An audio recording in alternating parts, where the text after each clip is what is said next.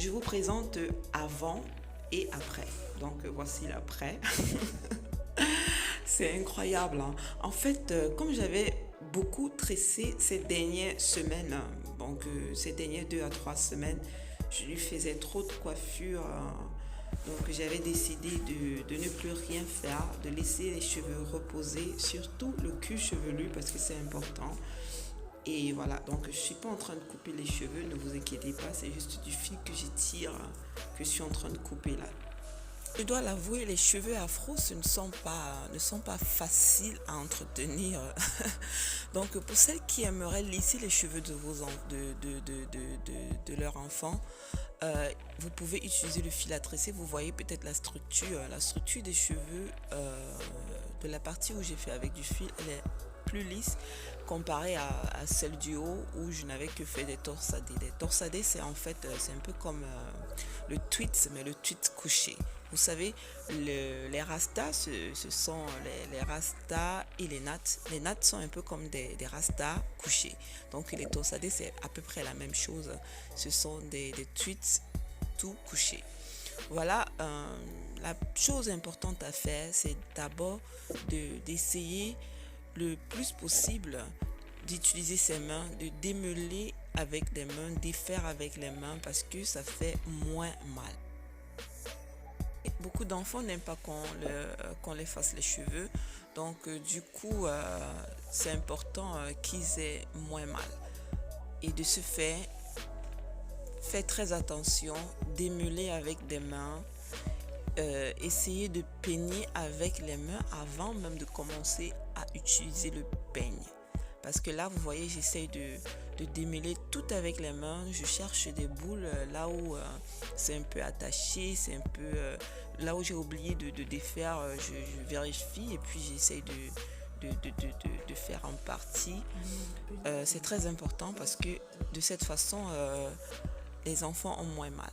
Alors, démêler avec les mains avant de commencer à peigner. Et en peignant, vraiment, arrêtez toujours, commencer vers le bas, la pointe des cheveux et tout doucement monter jusqu'au voilà, continuer du bas, enfin du haut de la pointe des cheveux jusqu'au bas au fur et à mesure et bien arrêter pour que ça ne fasse pas trop mal. Toujours arrêter les cheveux pendant que vous peignez, du genre d'essayer de contrecarrer la pression, l'étirement, parce que quand vous tirez, ça fait mal, le cuir chevelu est tendu et les cheveux se cassent. Donc évitez tout ça, toujours arrêtez quand vous peignez les cheveux. Voilà, je vais le dire, quand je veux peigner, je peigne, vous voyez, je peigne pas vraiment trop, je vais pas trop en détail parce que généralement je peigne quand les cheveux sont mouillés et quand ils ont beaucoup de shampoing. Là, j'essaie juste d'enlever tout ce qui sera éventuel à lui faire mal. Voilà, j'essaie juste de l'enlever avec le peigne. Mais en fait, pendant que je lave, je démêle et vous voyez, je ne frotte pas en désordre.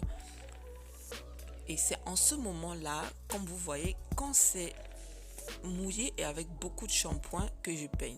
Et de cette façon, elle ne pleure jamais. Là, je vous assure. Parce que j'ai des copines qui me disent oh, je te vois tout le temps changer de coiffure à ta fille assez régulièrement. Et c'est vraiment parfois des coiffures très compliquées. Comment est-ce que tu t'en sors? Parce que ma fille, elle ne me permet même pas de lui faire une seule natte. Du coup, je ne pourrais même pas lui faire les rastas si ce n'est pas au salon, un truc comme ça. Donc, c'est ce que mes copines ou les gens qui me rencontrent me disent toujours. Voilà le secret. Laver quand c'est mouillé, peigner quand c'est mouillé, enfin, laver quand c'est mouillé, peigner quand c'est mouillé. Et de cette façon, franchement, ça ne fait pas mal parce qu'il y a du shampoing. Le shampoing, quand on peigne les cheveux avec du shampoing, ça ne fait vraiment pas mal. Mais même comme je sais que ça va pas trop faire mal, j'arrête toujours les cheveux et je n'oublie pas le principe, commencer par le bout et ensuite le milieu et enfin la fin. Comme elle a beaucoup de cheveux touffus, j'essaye de repartir, hein, j'essaye de faire en partie et de séparer parfois en 4, en 3, en 5, en 6, comme vous voulez. Mais faites quand même des parties, comme ça vous vous concentrez juste sur cette partie-là. Pendant que je lave, vous voyez, je frotte. C'est quand mes doigts arrivent à passer comme ça sans problème. Vous voyez, maintenant le peigne est encore plus facile à entrer. Enfin, le peigne, j'ai pas de difficulté à passer le peigne entre les cheveux. C'est en ce moment que je sais que voilà, les cheveux sont très bien démêlés. Et quand mes doigts y entrent sans problème, là je sais que les cheveux sont démêlés. Voilà, pour laver, je le fais aussi en partie 3, 4 comme ça avant de laver. De cette façon, pendant les frottements pour enlever le shampoing, les cheveux ne s'enroulent plus. Quand vous avez lavé et que vous n'avez pas le temps de coiffer tout de suite, ou bien parce que l'enfant n'a plus de patience, vous pouvez arrêter comme ça et revenir après 2-3 jours pour coiffer.